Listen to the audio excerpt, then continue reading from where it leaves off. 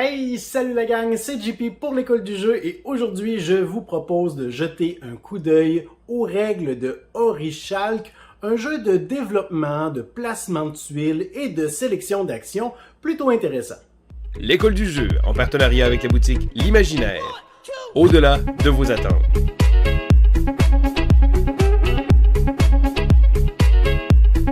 Orichalk est un jeu pour 2 à 4 joueurs d'une durée d'environ 45 minutes. Dans ce jeu, vous incarnez les émissaires du roi de la cité d'Atlantis, envoyés afin de trouver un nouveau territoire pour accueillir tout votre peuple. Une fois la mise en place effectuée, les joueurs récupèrent un plateau personnel, un soldat, une pépite et une tuile métropolis qu'ils placent sur l'un des ports, récupérant les ressources recouvertes. Le dernier joueur dans l'ordre de tour récupère un soldat supplémentaire en guise de compensation.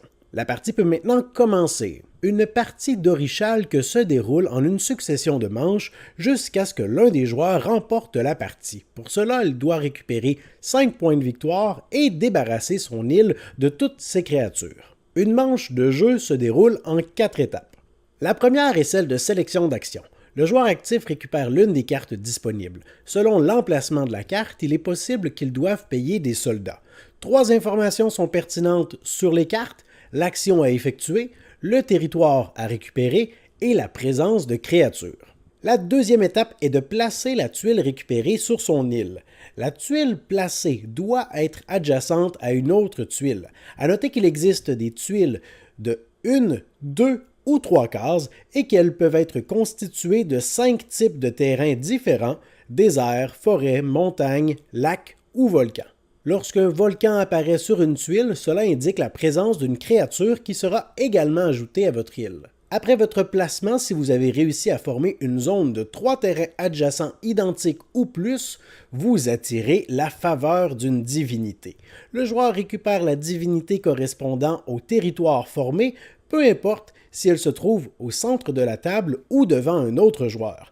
Les divinités peuvent être activées afin de bénéficier de leur avantage et tant qu'elles sont en votre possession, elles représentent un point de victoire. Par défaut, vous ne pouvez posséder qu'une seule tuile divinité devant vous, à moins de construire l'oratoire. La troisième étape d'un tour est celle de résolution de l'action indiquée sur votre carte. Il existe 4 actions possibles. Les actions de production de soldats et de pépites fonctionnent de la même façon.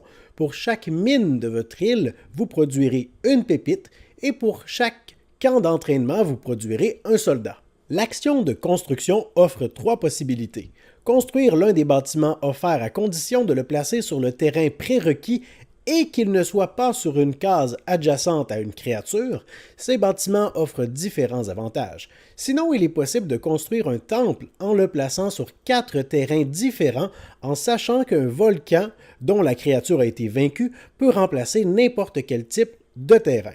Un temple construit vous rapporte un point de victoire. Finalement, il est possible de forger un médaillon en payant 4 pépites pour également obtenir un point de victoire. Toutefois, il n'est possible de construire qu'un seul élément par action. Finalement, l'action de combat permet de vaincre les créatures sur votre île. Ciblez d'abord une créature, assignez 0 à 3 soldats au combat, puis lancez un dé et un dé additionnel pour chaque soldat. Si le résultat est égal ou supérieur à la défense de la créature, elle est capturée.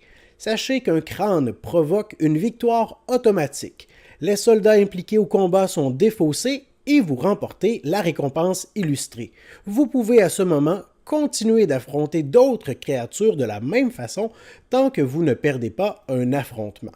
Si la capture échoue, les soldats impliqués demeurent sur la case, mais votre action s'arrête. Ces soldats seront donc disponibles et déjà déployés pour un prochain affrontement. Finalement, la dernière étape d'un tour est facultative puisqu'il s'agit de défausser 2 soldats, 2 pépites ou 2 créatures capturées pour effectuer une deuxième action bonus. Une fois que tous les joueurs ont terminé leur tour, de nouvelles cartes actions et de nouveaux bâtiments sont dévoilés, puis celui avec le plus grand nombre de soldats devient premier joueur et le dernier joueur de ce tour obtient un soldat en guise de compensation. La partie se continue comme ça jusqu'à ce que l'un des joueurs réussisse à obtenir 5 points, mais qu'il ait réussi également à capturer toutes les créatures se trouvant sur son île. Il est alors déclaré grand vainqueur. Alors voilà pour ce qui était de la présentation des règles de Orichalque. J'espère que vous avez apprécié cette vidéo. Si c'est le cas, laissez-moi un pouce vers le haut. Considérez également vous abonner à notre chaîne si ce n'est pas déjà fait.